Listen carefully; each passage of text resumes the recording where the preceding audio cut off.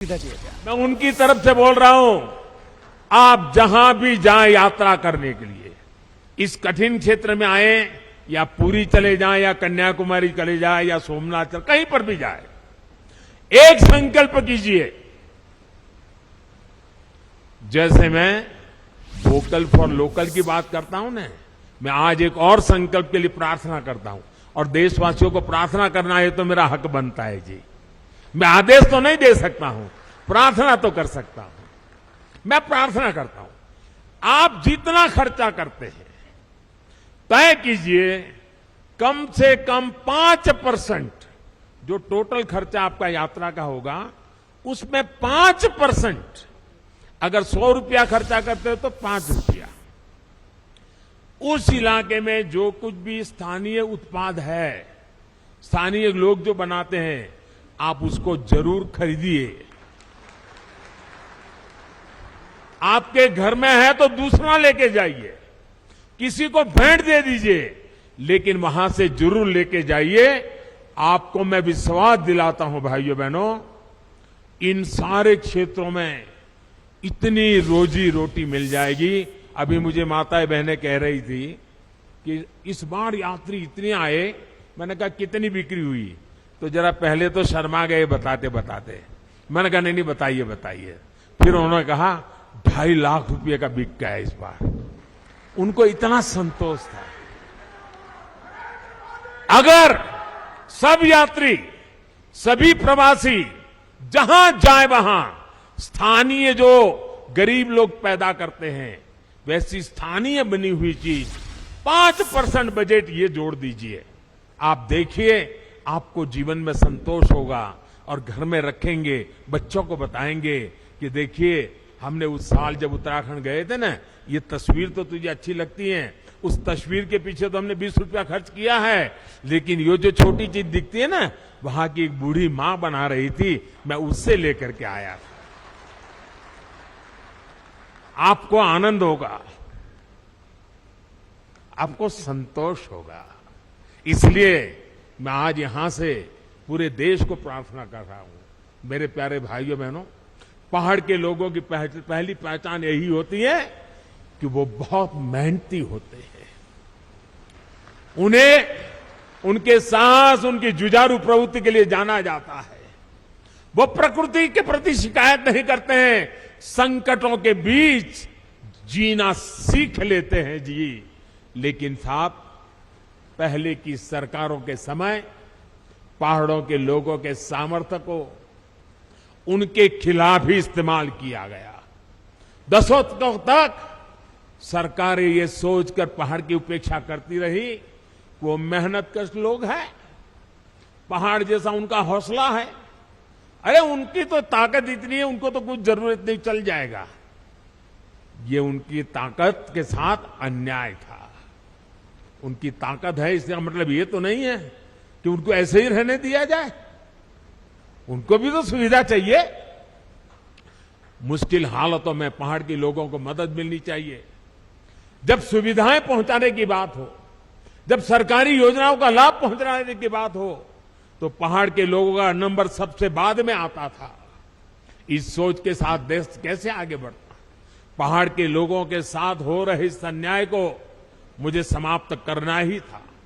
इसलिए पहले जिस इलाकों को देश की सीमाओं का अंत मानकर नजरअंदाज किया जाता था, हमने वहां से समृद्धि का आरंभ मानकर काम शुरू किया है। पहले देश का आखिरी गांव जानकर जिसकी उपेक्षा की जाती थी, हमने वहां के लोगों को अपेक्षाओं पर फोकस पर करके काम करना शुरू किया है। पहले देश के विकास में जिनका योगदान को महत्व नहीं दिया गया, हमने उन्हीं को साथ लेकर प्रगति के महान लक्ष्यों की ओर बढ़ने का संकल्प किया है। हमने पहाड़ की उन चुनौतियों का हल निकालने की कोशिश की है जिससे जूझने में वहां के लोगों की बड़ी ऊर्जा व्यर्थ हो जाए, वो हमें मंजूर नहीं है। हमने हर गांव तक बिजली पहुंचाने का अभियान चलाया, जिसका बहुत बड़ा लाभ मेरे पहाड़ के भाई और बहनों को मिला। मुझे यहां गांव की सरपंच मां एक बहन से मिलना हुआ। मैं पूछ रहा था शौचालय बन गए? अरे बोले साहब बन गए। मैंने कहा पानी पहुंच रहा है? बोले पाइप लग रही है। इतनी चेहरे पर खुशी थी, अपने गांव में काम होने का आनंद था। उनके सरपंच महिला थी, बड़े गर्व से मुझे बता रही थी। हमने हर घर जल का अभियान चलाया, जिसकी वजह से आज उत्तराखंड के 65% से ज्यादा घरों में पाइप से पानी पहुंच चुका है। हमने हर पंचायत को ऑप्टिकल फाइबर से जोड़ने का अभियान चलाया, जिसकी वजह से उत्तराखंड के कोने कोने में आज डिजिटल कनेक्टिविटी पहुंच रही। मैं आज देख रहा था, इनके वे भी ऑनलाइन पैसे ले रहे थे, डिजिटल फिनटेक। मैं जरा हमारे पार्लियामेंट में कुछ बुद्धिमान लोग बैठते हैं, उनको बताना चाहता हूं कि मणा आई है, मणा। ये मेरे माणा में देखिए 8वीं कक्षा भरी हुई मेरी मां बहने डिजिटल पेमेंट ले रही है।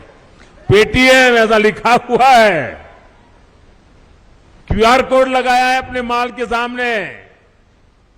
ये ताकत मेरे देश की मुझे माणा गांव के लोगों के पास देख करके और गर्व हो रहा है।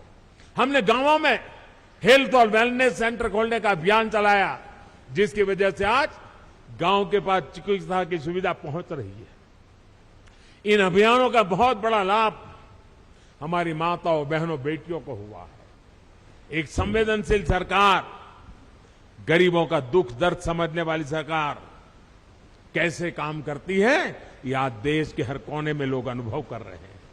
कोरोना के इस काल में जब वैक्सीन लगवाने की बारी आई, अगर पहले की सरकारें होती तो शायद अभी तक वैक्सीन यहां तक ना आता, लेकिन ये मोदी है।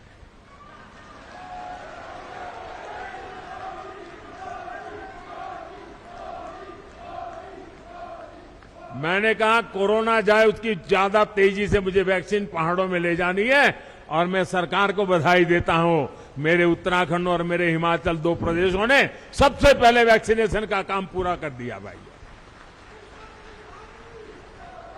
इस वैश्विक महामारी में लोगों को भूखमरी का शिकार ना होना पड़े, बच्चों को कुपोषण का शिकार ना होना पड़े, इसके लिए हमने प्रधानमंत्री गरीब कल्याण अन्न योजना शुरू की।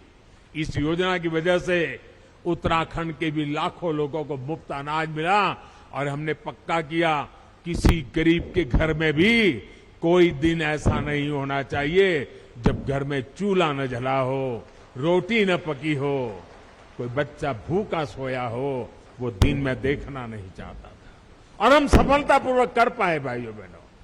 कुछ समय पहले ही हमारी सरकार ने उस अवधि को और 3 महीना बढ़ा दिया है, ताकि इस त्योहारों के दिनों में हमारे गरीब परिवारों को दिक्कत न हो। डबल इंजन की सरकार के प्रयासों से अब उत्तराखंड में विकास कार्यों में फिर तेजी आ रही है। जो लोग घर से पलायन करके चले गए थे, अब अपने पुराने घरों में लौटने लगे हैं। होम स्टे, गेस्ट हाउस, ढाबों, छोटी छोटी दुकानों में अब रौनक बढ़ने लगी है। इन सुविधाओं से उत्तराखंड में पर्यटन का हो रहा है विस्तार, यहां के विकास को भी गति देने वाला है। मुझे खुशी है कि डबल इंजन की सरकार यहां के युवाओं को होम स्टे की सुविधा बढ़ाने के लिए, युवाओं के स्किल डेवलपमेंट के लिए निरंतर आर्थिक मदद दे रही है। सीमावर्ती क्षेत्रों से युवाओं को एनसीसी से जोड़ने का अभियान भी यहां के युवाओं के उज्जवल भविष्य के लिए तैयार हो रहा है। पूरे देश में सीमावर्ती क्षेत्र में जो अच्छी स्कूल होगी, अब एनसीसी हम वहां चलाएंगे। अहमदाबाद, मुंबई, चेन्नई, वहां एनसीसी 75 साल चली, अब एनसीसी चलेगी इन गांवों में। मेरे गांव के बच्चों को मिलेगा लाभ।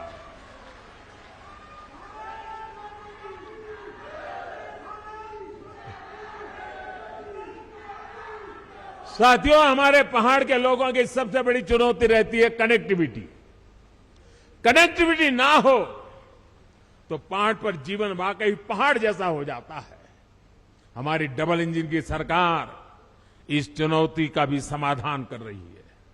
आज उत्तराखंड को मल्टी मॉडल कनेक्टिविटी प्रदान करने के लिए हर साधन पर काम किया जा रहा है। हिमालय की हरी भरी पहाड़ियां पर रेलगाड़ी की आवाज उत्तराखंड के विकास की एक नई गाथा लिखेगी। देहरादून एयरपोर्ट भी अब नए अवतार में सेवा दे रहा है।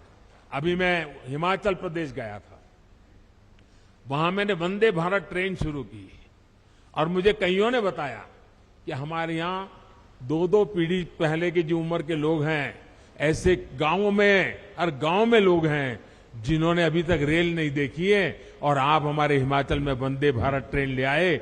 वंदे भारत ट्रेन तो अभी तो एक स्टेशन पहुंची है, लेकिन पूरे हिमाचल और पहाड़ के लोगों के लिए बहुत बड़ा तोहफा है।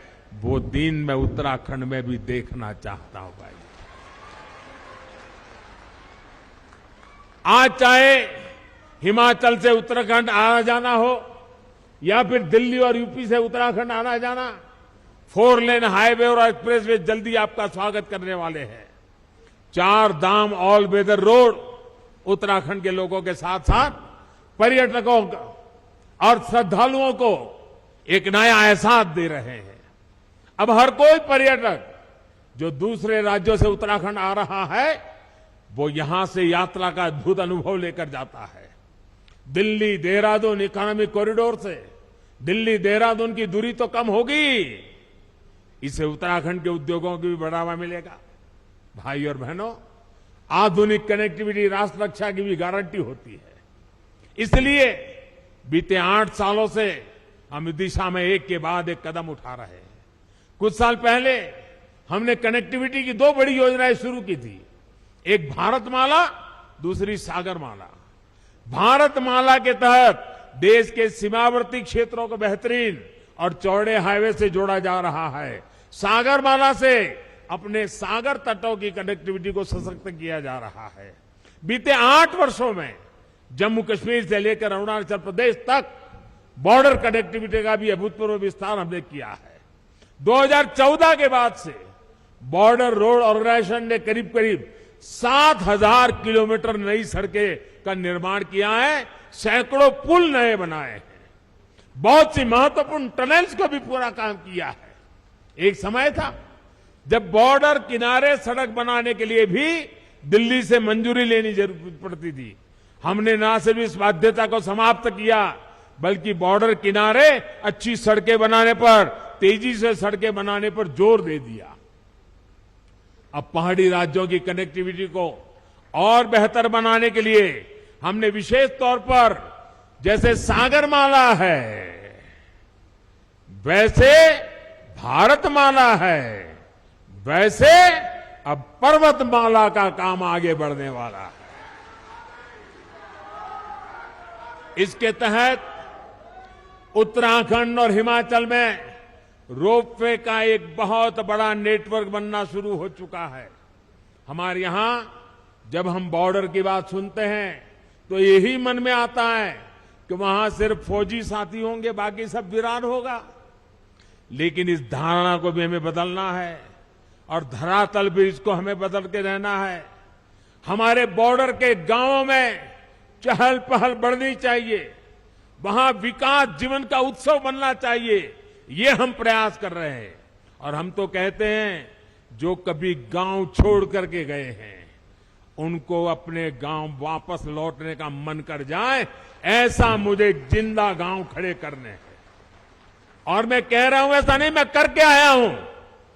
गुजरात के अंदर पाकिस्तान की सीमा पर आखिरी गांव है कच्छ के रेगिस्तान में धोरडो।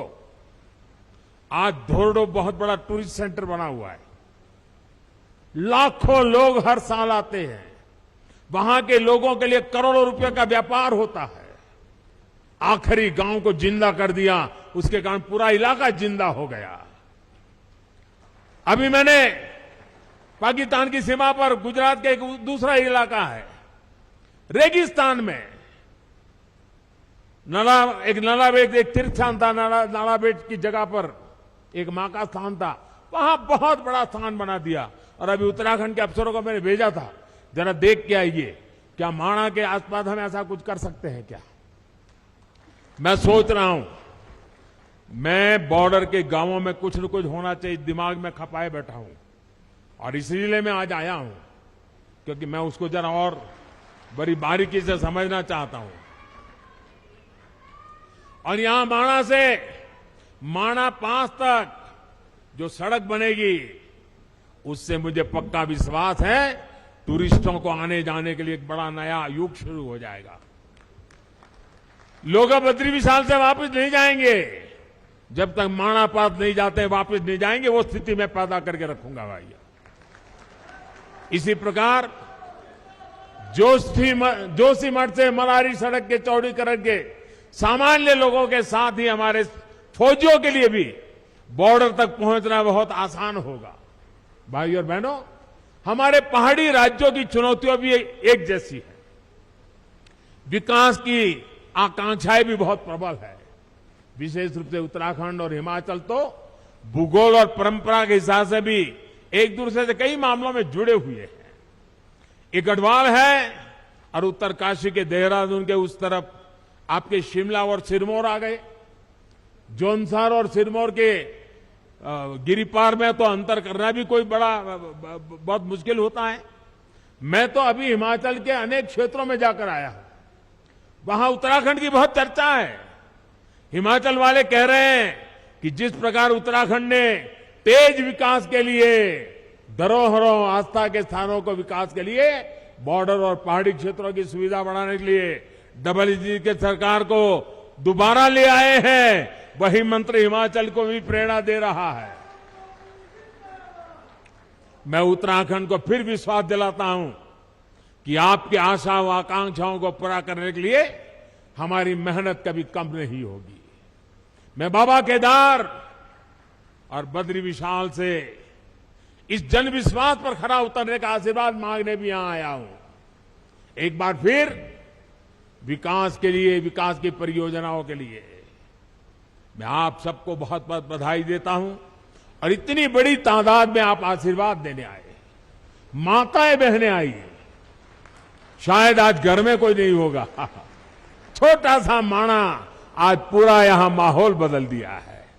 मैं कितना भाग्यवान हूं जब ये माताएं बहनें मुझे आशीर्वाद दी।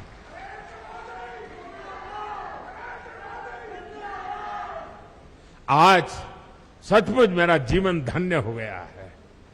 मैं दीपावली की आप सभी को अग्रिम शुभकामनाएं देता हूं और मैं आपके उत्तम स्वास्थ्य के लिए, आपके बच्चों की उत्तम प्रगति के लिए बद्री विशाल के चरणों में प्रार्थना करते हुए मेरी वाणी को विराम देता हूं। मेरे साथ पूरी ताकत से बोलिए, भारत माता की, भारत माता की, भारत माता की जय। बद्री विशाल।